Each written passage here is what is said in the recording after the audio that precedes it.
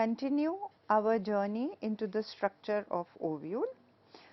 Till now we have talked about the integuments, nucellus, the micropyle and obturator, and now we will be talking about hypostase and epistase. Now, like you can see in this figure, especially in figure A, there are some darkly staining cells which are present, and this hypostase is a well defined group of thick walled cells situated between the bases of the two integuments and at the top of the vasculature entering from the raphe. Such cells were first described by Van Tighem in 1893, and they were seen in the ovule of Oroxyxylum indicum. The cells of hypostase are thick walled due to lignification. They are heavily cutinized and are poor in cytoplasmic content.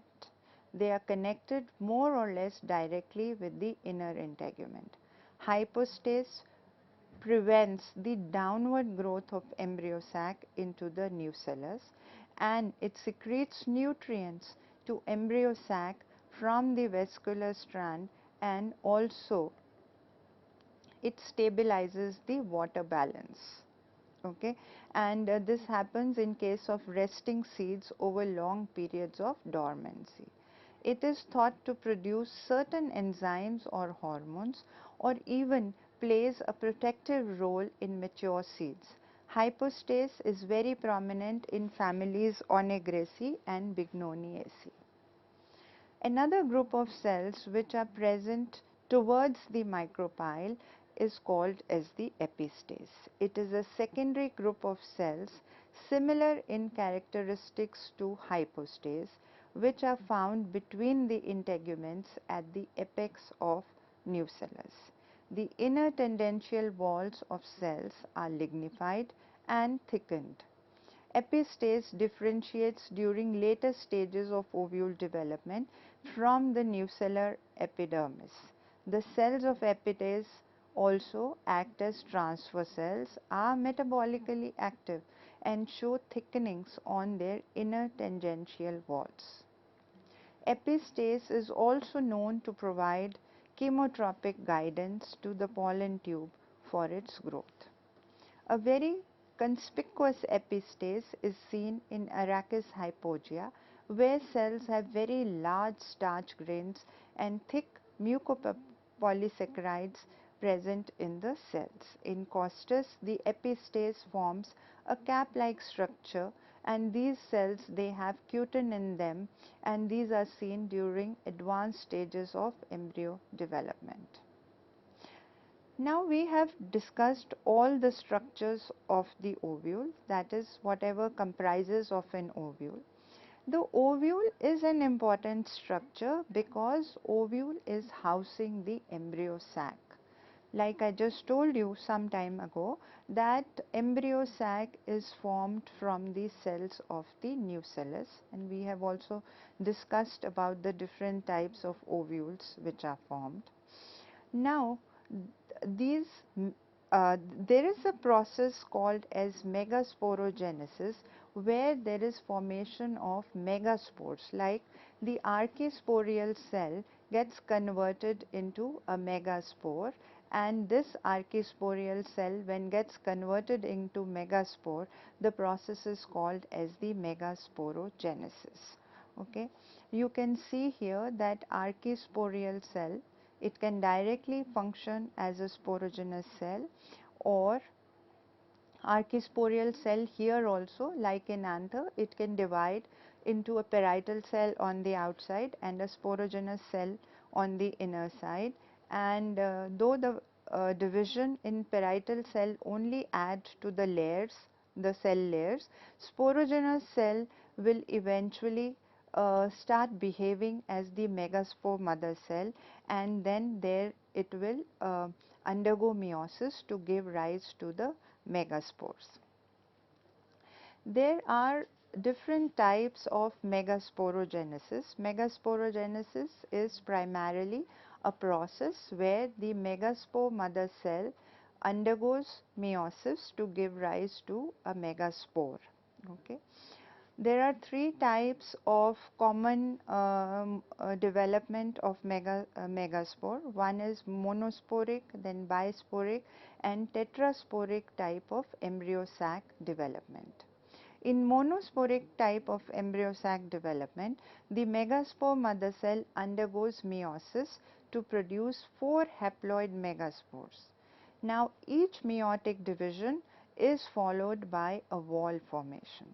Only one megaspore participates in the megagametogenesis and the rest 3 they degenerate. Now, this type of embryo sac development is seen in Polygonum, papaver and many other species. In bisporic embryo sac development, the first meiotic division is followed by a transverse wall formation, giving rise to 2 cells each having a haploid nucleus. Now, this second division, meiotic division, which will now occur, is not followed by wall formation. Each of the 2 dyad cells have 2 haploid nuclei each, which will eventually complete the meiosis. So, the 2 dyads, they have 2 nuclei each formed after the completion of meiosis. One of the dyad cells, it degenerates and the other dyad eventually gives rise to the female gametophyte or to the embryo sac. These are seen in Allium, Endymion, etc. The third type of megasporogenesis is the tetrasporic development of the embryo sac. The meiotic division is not followed by wall formation. That is, both the divisions of meiosis, they do not they do occur, that is 4 nuclei are formed, but none is followed by wall formation. So, eventually we have all the 4 nuclei, 4 haploid nuclei which are present in a common cytoplasm, and this is what we call as a cynomegaspore which is developed. All the 4 nuclei, they will equally participate in the formation of the female gametophyte. This is seen in Plumbago and Drusa. So, in this particular drawing, you see that there is at the top is the monosporic embryo sac formation. We have one megaspore mother cell, it undergoes meiosis 1, then meiosis 2, and there are 4 megaspores which are formed. Out of the 4, 3 eventually degenerate and only one gives rise to the embryo sac formation. So, since only one spore is involved in the formation of embryo sac, we say that this is a monosporic type of embryo sac development. Please remember that the micropylar end is towards the top of the drawing. Then there is bisporic. Like I said, that meiosis 1 is followed by wall formation. So, you have 2 nuclei which are separated by wall formation, and now each of these two cells which have a single nuclei will undergo meiosis 2, and when this meiosis 2, before that one of these dyads will degenerate. Only one dyad will further take up the process of formation of embryo sac. So, first of all, it completes its meiosis by undergoing another division. You can see 2 nuclei present in the dyad. Now, after mitotic divisions, it will give rise to the embryo sac formation. The dyad on the upper side or towards the micropylar end degenerates. The third type of embryo sac development is tetrasporic. So, the megaspore mother cell undergoes both the divisions of meiosis and none is followed or accompanied by wall formation. So, in the end, you have all the 4 nuclei occupying the same cell, that is, they are present in a common cytoplasm, and this is what we call as the cynomegaspore, which will now undergo mitotic divisions to give rise to different types of embryo sacs. These are some of the differences between the monosporic, bisporic and the tetrasporic embryo sacs which are listed. See, monosporic is important because here there is only one megaspore which is giving rise to the embryo sac. So, all the cells of the embryo sac are genetically same. In bisporic and tetrasporic development, since they are coming from different cells, it is not only the one megaspore which is giving rise to the embryo sac, there are different nuclei which are involved in the formation of embryo sac. So, these are genetically variant. There is difference in the genetics which is expected to arise in such embryo sacs. Another important feature here is the callus. There is callus which is present, which is enveloping the sporocytes while the meiosis is occurring. Now, this callus provides a sort of an isolation barrier which is sealing off one megaspore mother cell from the other. It acts as a temporary wall which prevents the fusion of all the products of meiosis. Callus also isolates the developing megaspores from the influence of the surrounding sister spores. This temporary isolation of the megaspore mother cell, which happens because of callus, is connected with the differentiation which takes place within the megaspore mother cell. Now, the embryo sac. I have just discussed with you the three different pathways which are taken in the development of embryo sac. So, whatever be the pathway taken, whether the embryo sac is monosporic, bisporic or tetrasporic, a typical embryo sac, which is most often seen in angiosperm families, is an 8 nucleate and a 7 cell structure, which is formed after 3 rounds of mitotic divisions in the megaspore nucleus. So, this results in an egg apparatus which consists of an egg cell along with 2 synergids which are present at the micropylar end, and a large central cell which has 2 polar nuclei, and there are 3 antipodal cells which are present at the callosal end. So, totally we have 7 cells, that is 3 cells of the egg apparatus, 3 antipodals and 1 central cell, and there are 8 nuclei because the central cell is housing 2 polar nuclei. Here you can see this is a diagrammatic sketch of a 7 celled and 8 nucleate polygonum type of mature embryo sac. The micropylar end is towards the bottom of the slide, where you see that there are 2 synergids which are light in color, and there is the third cell is the egg cell. So, you can imagine that the 2 synergids and the egg cell, they are like a bunch of balloons which are connected at a common point, and they form the egg apparatus. There is a large cell, or this is the largest cell of the embryo sac, is the central cell. It is a very active cell, and towards the callosal end are the 3 antipodal cells which are present. Now, this particular diagram is a schematic drawing of polygonum type of embryo sac development. So, the development starts with a megaspore mother cell, that is the first one.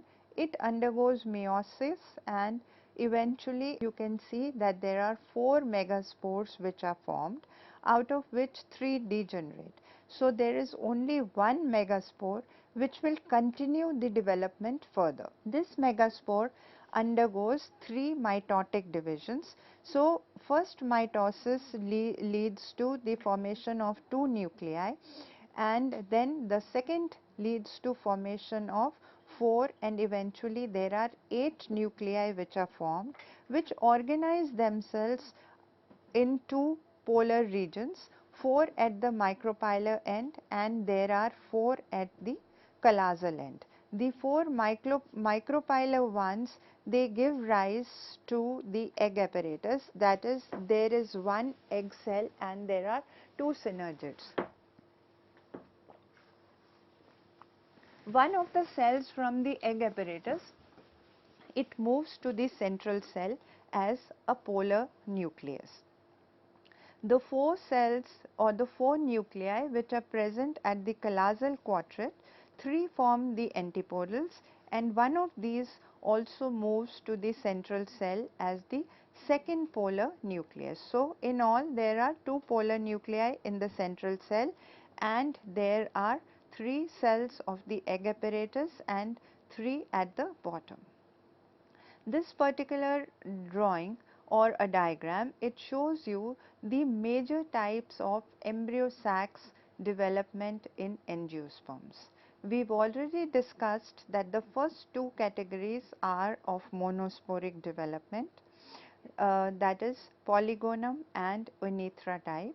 Onethra is different because here it is the micropylar megaspore which gives rise to the embryo sac.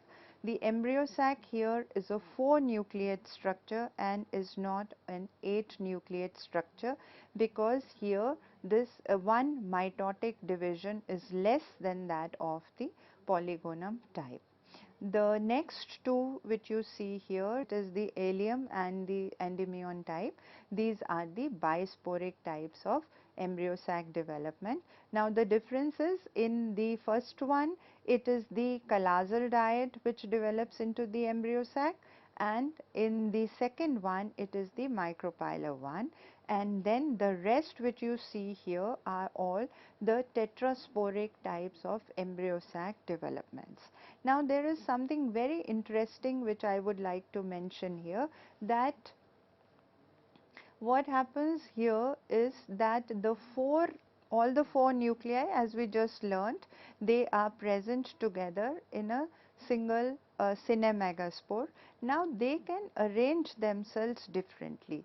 They can be present as two at the micropylar end and two at the callosal end, that is, this is called as the 2 plus 2 arrangement, or it can be 1 plus 1 plus 1 plus 1 arrangement, that is, one nucleus at the micropylar end, one at the callosal and two on both the lateral ends. The third type of arrangement can be 1 at the micropylar end and 3 at the callosal end. Okay.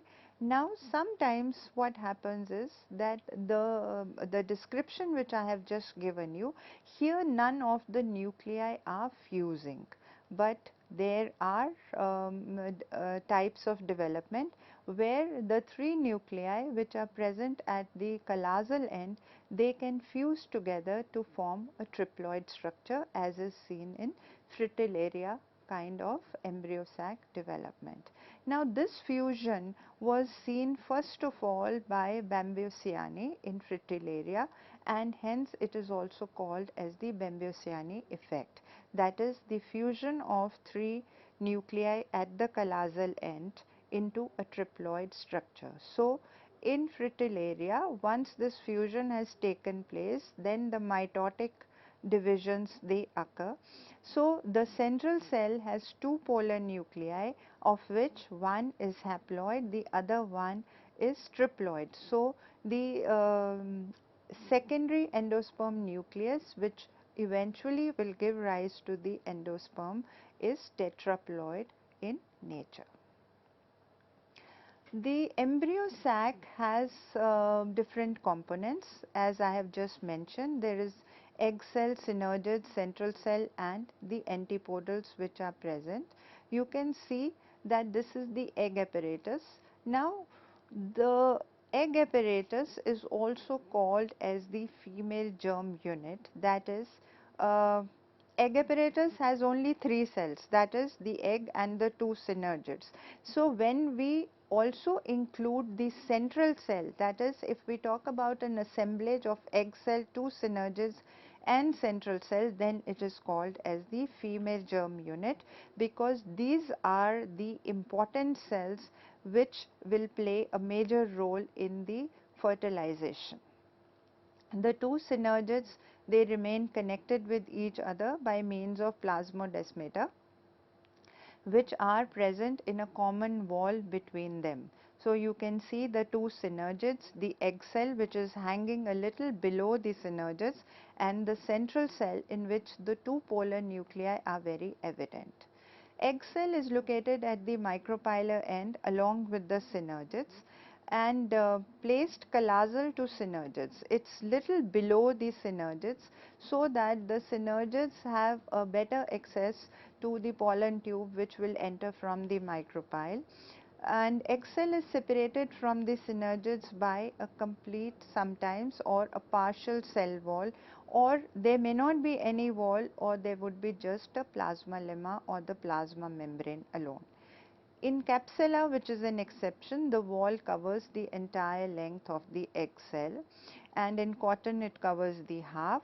Wall is generally thicker in the micropylar region, and it eventually thins as we move towards the calasal end. Cytoplasm in an egg cell is highly polarized, with nucleus and most of the cytoplasm occupying the calasal end, and there is a large vacuole which is present towards the micropylar end. So, nearer to the synergids or towards the micropylar end, there is a large vacuole. The cytoplasm contains plastids, mitochondria, endoplasmic reticulum and lipid bodies, and it is poor in the Golgi content. The egg cell has abundant organelles which are present, and these indicate a very active physiological state of the egg cell. Plastids too are present in the egg cells. In Plumbago capensis, the egg cell has finger-like projections which are present at the micropylar end. These are similar to filiform apparatus. Now, why the egg cell has these finger-like projections is because there is no synergid present in the embryo sac of Plumbago. In Cortaderia, the egg cell develops haustoria. In this transmission electron micrograph, you can see the egg apparatus and the central cell. You can also observe the reverse polarity of egg cell and the synergid. Synergids too are located at the micropylar end of the female gametophyte, and they are essential for angiosperm reproduction. Why synergids are essential? Because the pollen tube always enters the embryo sac through one of these synergids, and in one of the synergids this pollen tube will rupture and discharge its contents, releasing the two sperm cells which will then become available for fertilization. Synergids also produce an attractant that guides the pollen tubes into the embryo sac, and they contain factors that control arrest of pollen tube growth, pollen tube discharge and gamete fusion. So, you can see there are two pronounced synergids. They are distinct and polarized cells. They contain elaborate cell walls at their micropylar poles along with the filiform apparatus. So, towards the lower of the diagram, the bottom side, you can see that there are darkly staining finger-like projections which are present at the micropylar end. These are what comprise of the filiform apparatus. Filiform apparatus at the micropylar end comprises of numerous finger-like projections. Now, these are projections of the cell wall of the synergid. They increase the surface area of the synergid cell. The ultrastructure of these filiform apparatus suggests it's a transfer cell. So, basic function is to transport molecules from outside the embryo sac into the embryo sac or into the synergid. Filiform apparatus also is very instrumental in guiding the pollen tube into the embryo sac and also in the reception of pollen tube. Yet another transmission electron micrograph of synergids with filiform apparatus, and on the right hand side you can see the picture where you can see the three antipodal cells, that is They are designated as A1, A2 and A3. The antipodals, synergids and central cell, they are all connected with each other by plasmodesmata, and you can see the small arrowheads which point towards the plasmodesmata. Filiform apparatus is very rich in pectins and hemicellulose. The distribution of organelles, like we just mentioned some time back, it is polarized with a large vacuole present at the callosal region, and the nucleus is either in the middle or it is mostly towards the micropylar end or towards the filiform apparatus. Unlike the egg cell, synergid nuclei are normally smaller, denser and more irregular in form. They have an active metabolism. The vacuoles of synergids, they contain high quantities of calcium which is present in them. The wall around the synergids, as in the egg also, is incomplete. It is more pronounced towards the micropylar end and it eventually disappears towards the callosal end. I would like to mention here that there are the two synergids, one which is going to receive the pollen tube is called as the degenerating synergid, because much before the entry of the pollen tube into the synergid, it starts degenerating. The other synergid which does not degenerate is called as the persistent synergid, and this will degenerate only once the pollen tube has been received in the degenerating synergid. Callosal portion of the synergid is surrounded by a double membrane, and this double membrane is of synergid as well as of the central cell. Epidendrum is an exception where the wall of the synergid is complete, and in gestione the wall contains some bit of cutin which is present in this. So, today we have talked about the structure of the egg cell and the synergids, and we will continue with the structure of central cell in the next class. Thank you very much, and thank you for your patient hearing. Thank you.